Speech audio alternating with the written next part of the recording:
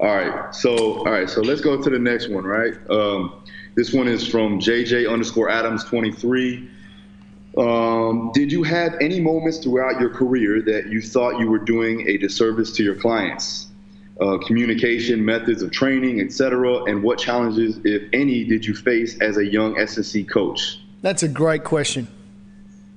Yeah. You know, there was times, obviously, it's funny because Cal Dietz always says you have to, you know, crack a few eggs to make an omelet. And I think that, you know, every coach has gone through this, especially if you've been in the game for a little bit longer. You know, you're going to go through some things that are like, damn, that was probably a bad decision. But you learn from your mistakes. And as long as it doesn't, you know, totally skew or make it too detrimental to the athlete to where they can't do their sport anymore, I think that, you know, obviously it's a part of the process, you know. So, you know, don't think that, you know, you're going to be perfect all the time. I think that with me, you know, there's obviously with everything, you know, I ran them through high lactic circuits, you know, doing things like that, trying to make them almost more tired than anything, and not really understanding exactly what they need to do from a periodization perspective, especially with this sport, because they were fighting and I was fighting pretty much every other month. So with that being said, it was very hard to understand a base block system of an approach. So it's like we didn't really know exactly what we wanted to do or how we could actually implement a proper periodization program or protocol to enhance qualities of different phases, because again, we just didn't have enough time.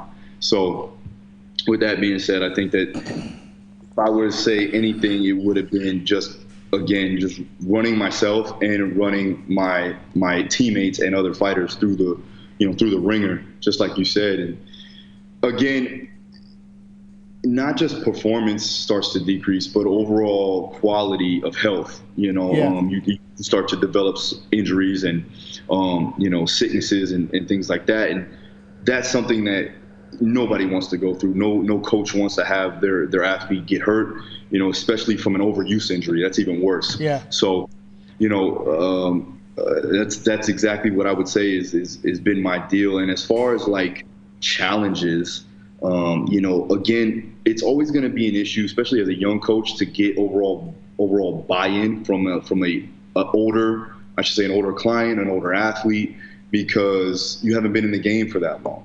You know, but you do need to understand two things. You need to understand the basics behind science and practical application, and then you also have to know how to communicate, you know, and communicate giving the proper respects where respect is due, especially if you're looking at, like for me, you know, coming into American Top Team, working with like a King Mo Lawal, who's been with every strength and conditioning coach under the sun, along with being at the Olympic Training Center. I had to not treat him like a high school football player. He's a different animal, you know. So you have to understand circumstances, situations, types of individuals, maturation age, and then overall just you know, experience in the game, you know, and those will come into play, especially when you're working with a bunch of different types of individuals. So communication, and then making sure that you have a base set of knowledge and always trying to learn is going to be key as well, like always. Sure. I think you knocked that one out of the park. You covered both the technical aspects of, you know, lessons you've learned, mistakes you've made, blah, blah, blah, but also you touched on the need to keep learning and growing in terms of the relationship aspects of that coach-athlete relationship, the communication, understanding exactly who you're working with. I mean, I've made plenty of mistakes in both areas over my career, but you know, every single one of them is a lesson. You know, it's a notch in your belt, so to speak. True.